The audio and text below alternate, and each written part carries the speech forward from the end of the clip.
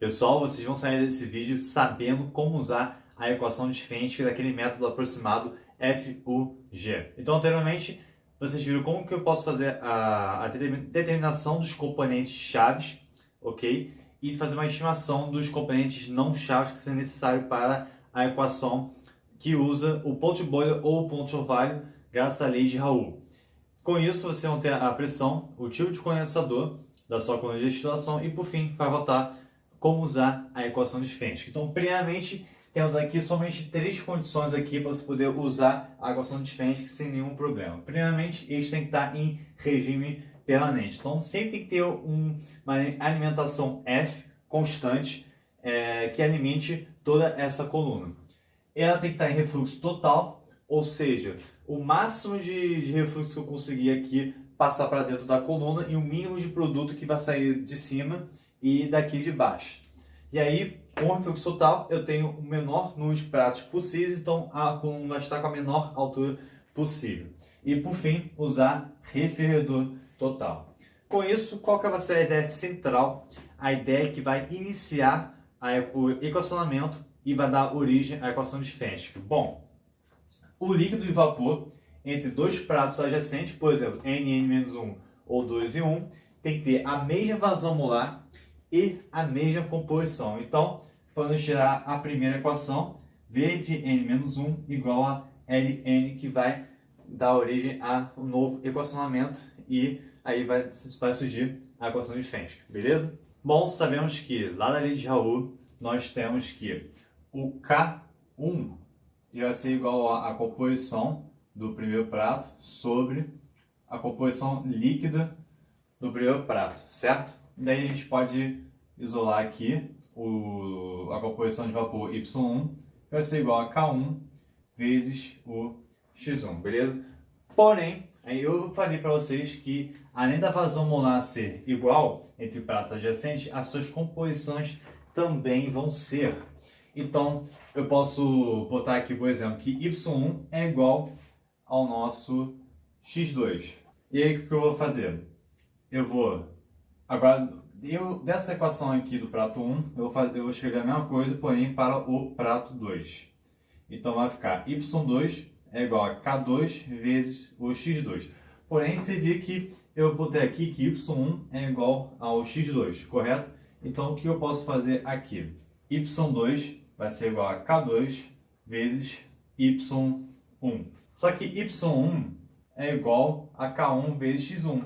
Ou seja, o nosso Y2 vai ser igual a K1 vezes K2 vezes o X1. Se vocês repararem bem nesse padrão, isso vai se repetir diversas vezes. Então, eu posso fazer aqui, por exemplo, que o YN vai ser igual a K1 vezes K2 vezes K3 vezes, assim por diante, até chegar no último, que é o nosso Kn. E eu estou multiplicando pelo primeiro prato, composição líquida, X1. E lembre-se que eu apenas estou colocando como índice os pratos aqui, mas o mais correto mesmo é que no sistema multicomponente, dessa vez eu vou ter que indicar qual componente eu estou fazendo todas essas letras aqui. Então, em cada uma delas você vai ter que colocar também a letra I, ou J, ou K, ou Z, tanto faz. Algum componente, tá? Que você vai determinar aqui para uma letra aleatória aqui. Agora eu vou colocar aqui duas equações aqui. Y do componente I do prato N vai ser igual ao KIN vezes KIN-1 vezes seguidas vezes até chegar no primeiro prato, o KI do primeiro prato, vezes a composição líquida do componente I naquele prato. A mesma coisa vai ser para o componente J. E aí, o que eu posso fazer? Eu posso pegar a primeira equação e dividir pela equação de baixo. Isso vai originar para mim esse K sobre esse K. K sobre K, entre dois componentes, vai me dar o alfa dele. Então, eu vou ter aqui alfa de IJ do prato N vezes alfa de IJ no prato N-1 e assim sucessivamente até chegar no primeiro alfa lá do prato 1 entre o componente i e j vezes o nosso xi1 sobre xj1. Aí agora o que eu vou fazer? Eu vou deixar isolado o alfa e botar esse x do outro lado, que vai ficar trocado aqui. Então vai ficar o y de in sobre y de jn vezes o xji, desculpa, o xj1 vezes xi1.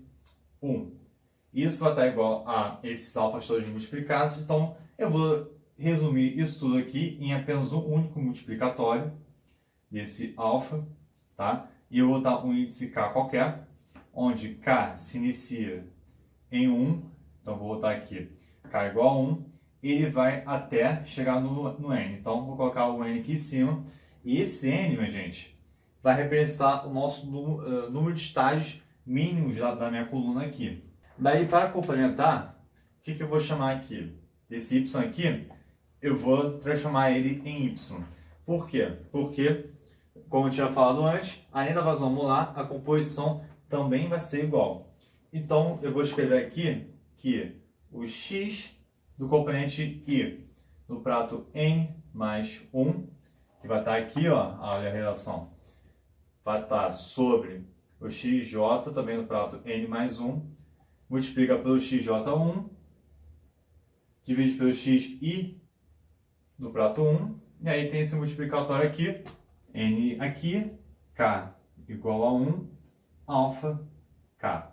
Esse cara, minha gente, tem vários alfas, um para cada prato. Porém, na prática, é muito difícil você calcular todos esses alfas, até mesmo em métodos mais computacionais, que pode exigir bastante esforço do computador, muito tempo para fazer esses cálculos, e a gente está no método aproximado. Isso aí vai ser feito à mão, com a calculadora, talvez até mesmo no Excel. Então, como é que a gente pode simplificar isso aqui? A gente pode simplificar usando uma aproximação geométrica. Uma aproximação geométrica, eu vou pegar dois valores, 2, 3, 4 valores quaisquer, daí, já sabe como é na média aritmética, né? Em que você pega um número qualquer, aí você soma com outro número, e aí pela quantidade de parcelas de soma você faz a divisão. Então eu tenho duas parcelas de soma, dividido por 2, isso aqui vai ser igual a meio, né? Numa aproximação geométrica, o que eu vou fazer aqui? Eu pego o primeiro número, daí eu vou multiplicar pelo próximo número, e aí, em vez de dividir pela número de parcelas de somas, eu vou fazer uma raiz desse resultado aqui, e o índice vai ser o número de termos aqui que eu vou ter multiplicando dentro da raiz. Nesse caso, então, como tenho dois números multiplicando, vai ser índice 2, uma raiz quadrada. Esse número vai ser aproximadamente igual a 1,41.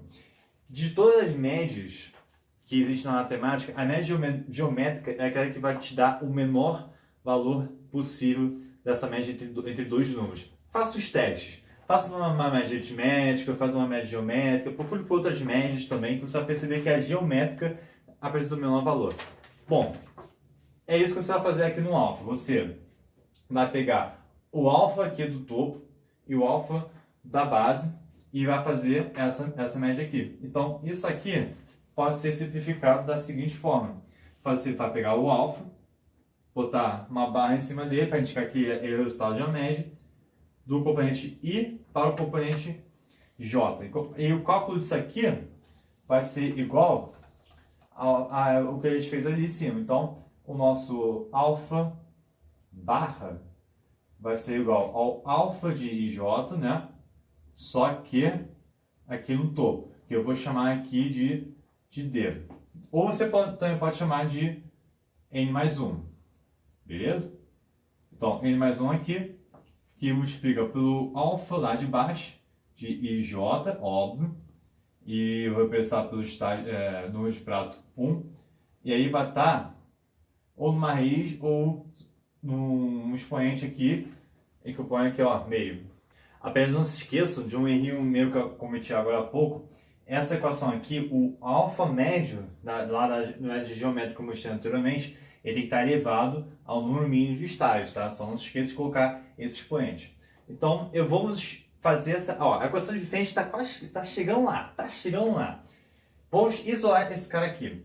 Para isolar esse cara que está no expoente, vamos tacar log dos dois lados. Porque quando você taca o log aqui, a gente usa uma propriedade do log em que o expoente, dentro da função do log, você pode só, peteleco, ele vai cair aqui em cima, multiplicando todo esse log aqui. O número mínimo de estágio multiplicando esse log, a gente pode simplesmente pegar esse log e passar para o outro lado dividindo. Essa é a equação de Fenwick.